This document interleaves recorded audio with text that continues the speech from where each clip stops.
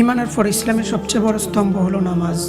বড় বড় মজবুত অট্টালিকা নির্মাণ করতে গেলে যেমন মূল ফাউন্ডেশনের দিকে লক্ষ্য রাখা অতি জরুরি, তেমনি নিজের দিন ও ইমানকে মজবুত রাখতে হলে নামাজের প্রতি যত্নবান হওয়া আরও বেশি জরুরি। সব নবী রাসূলের শরীয়তে নামাজ আদায় করা আবশ্যক ছিল। নামাজ এমন গুরুত্বপূর্ণ ইবাদত যা কখনো ছেড়ে দেওয়ার সুযোগ নেই। ইমরান ইবনে হুসাইন রাদিয়াল্লাহু তাআলা আনহু থেকে বর্ণিত, রাসূল সাল্লাল্লাহু আলাইহি ওয়াসাল্লাম বলেন, তোমরা দাঁড়িয়ে নামাজ পড়ো, যদি দাঁড়াতে না পারো তাহলে বসে আদায় করো, তাতেও যদি না পারো তবে শুয়ে আদায় করো। সহিহ বুখারী হাদিস নম্বর 1117। নামাজ পরিত্যাগের জন্য কঠিন শাস্তির হুমকি এসেছে কোরআন ও হাদিসে। এখানে আমরা বেনামাজের 15টি শাস্তি নিয়ে আলোচনা করব। দুনিয়ায় 5টি শাস্তি। 1, তার জীবন জীবিকায় বরকত থাকবে না। 2, তার চেহারায় সৌন্দর্য বা নূর থাকবে না। 3, সে যে কোনো নেক আমল করুক না কেন আল্লাহ তাতে কোনো সওয়াব দিবেন না। 4, তার কোনো দোয়াই কবুল হয় না। 5, নেককারদের দোয়ায় তার কোনো অংশ থাকে না। মৃত্যুর সময় 3টি শাস্তি। 1, অপমানিত লাঞ্ছিত অবস্থায় তার মৃত্যু হবে। 2, ক্ষুধার্ত অবস্থায় সে মৃত্যুবরণ করবে। 3, চরম তৃষ্ণার্ত অবস্থায় সে মৃত্যুবরণ করবে। যদি সমস্ত পৃথিবীর সাগর পানিও তাকে পান করানো হয় তবু তার তৃষ্ণা মিটবে না। কবরের 3টি শাস্তি। 1, তার কবর এত সংকীর্ণ হবে যে তার এক ফাজরের হাড় অন্য ফাজরের মধ্যে ঢুকে যাবে। 2, তার কবরে আগুন জ্বালানো হয়, সে আগুনের শিকার উপর দিনরাত উলট ফালট অবস্থায় জ্বলতে থাকবে। 3, আল্লাহ তার কবরে একজন আযাবের ফেরেশতা নিযুক্ত করবেন, তার হাতে লোহার মুন্ডন থাকবে, সীমিত ব্যক্তিকে বলতে থাকবে, দুনিয়ায় কেন নামাজ পড়ো নাই, আজ তার ফল ভোগ করো। এই বলে ফজর নামাজ না পড়ার জন্য ফজর হতে জোহর পর্যন্ত, জোহরের নামাজ না পড়ার জন্য জোহর থেকে আসর পর্যন্ত, আসরের নামাজ না পড়ার জন্য আসর থেকে মাগরিব পর্যন্ত, এবং মাগরিবের নামাজের জন্য মাগরিব হতে এশা পর্যন্ত, এবং এশার নামাজ না পড়ার জন্য এশা থেকে ফজর পর্যন্ত লোহার মুন্ডন দ্বারা আঘাত করতে থাকবে।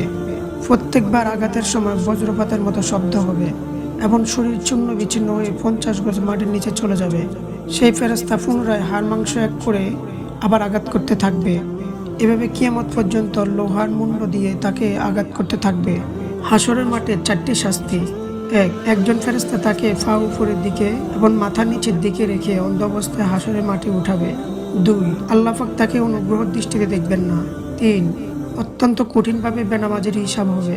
4, অত্যন্ত অপমানের সঙ্গে তাকে জাহান্নামে নিক্ষেপ করা হবে। কোনো বর্ণনা এসেছে কিয়ামতের দিন বেনামাজের কপালে 3টি লাইন লেখা অবস্থায় উঠবে, হে আল্লাহর হক বিনষ্টকারী, হে আল্লাহর গজবের পাত্র, দুনিয়াতে তুমি যেভাবে আল্লাহর হক নষ্ট করেছ সেরূপ আজ তুমি আল্লাহর রহমত হতে বঞ্চিত।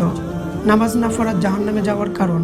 আল্লাহ তাআলা পবিত্র কোরআনে ইরশাদ করেন, জান্নাতের অধিবাসীরা জান্নাতে যাওয়ার পর জাহান্নামীদের জিজ্ঞাসা করবে, কোন জিনিস তোমাদের জাহান্নামে নিক্ষেপ করলো? তারা বলবে, আমরা নামাজ পড়তাম না। সূরা মুদাসসির আয়াত নম্বর 42 ও 43। রাসূল সাল্লাল্লাহু আলাইহি ওয়াসাল্লাম ইরশাদ করেন, যে কেউ ইচ্ছাকৃত নামাজ ছেড়ে দেয় আল্লাহ পাক তার উপর হতে জিম্মাদারি উঠিয়ে নেন।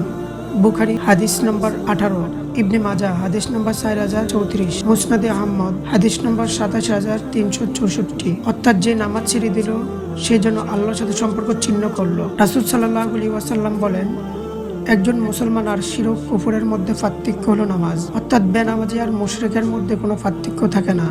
সহিহ মুসলিম হাদিস নম্বর 82। এছাড়া রাসূল সাল্লাল্লাহু আলাইহি ওয়াসাল্লাম বেনামাজির শাস্তি সম্পর্কে বলেন, জাহান্নামে তাদের মাথা পাথর দ্বারা চূর্ণ বিচ্ছিন্ন করা হবে। সহিহ বুখারী হাদিস নম্বর 1143। নামাজ পড়া কত বড় সৌভাগ্যের বিষয় আর নামাজ না পড়া কত বড় দুর্ভাগ্যের বিষয়। হাদিসে এসেছে, রাসূল সাল্লাল্লাহু আলাইহি ওয়াসাল্লাম ইরশাদ করেন, যে ব্যক্তি নিয়মিত 5 ওয়াক্ত নামাজ যত্নের সঙ্গে আদায় করবে, কিয়ামতের দিন এই নামাজ তার আলো হবে, তার ঈমান ও ইসলামের দলিল হবে এবং তার নাজাতের উসিলা হবে।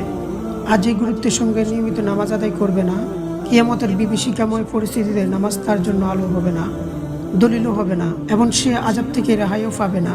মুসনাদে আহমদ হাদিস নম্বর 6576। হযরত আমর ইবনে সুহাইব তার পিতা থেকে, তিনি তার দাদা থেকে বর্ণনা করেন, তিনি বলেন, রাসূলুল্লাহ সাল্লাল্লাহু আলাইহি ওয়াসাল্লাম ইরশাদ করেছেন, তোমরা নিজ সন্তানদেরকে 7 বছর বয়স থেকে নামাজের নির্দেশ দাও, আর 10 বছর বয়সে নামাজ না পড়লে তাদের প্রহার করো এবং বিছানা পৃথক করে দাও। আবু দাউদ শরীফ হাদিস 495। আলোচ্য হাদিস থেকে যদি প্রত্যেক পিতামাতা তার সন্তানকে 7 বছর বয়স থেকে নামাজের পাবন্দি করে দেন এবং 10 বছর বয়স থেকে নামাজ না পড়লে শাস্তির বিধান ব্যবস্থা করেন, তাহলে সন্তান কখনো বেনামাজি হবে না, এমনকি স্কুল কলেজে পড়লেও ইসলাম বিদ্বেষী তথা নাস্তিক হবে না। আসুন জ্ঞান থাকা অবস্থায় নামাজ ত্যাগ না করি, 5 ওয়াক্ত নামাজ আদায় করে কঠিন শাস্তি থেকে ক্ষমাপ্রাপ্ত হই।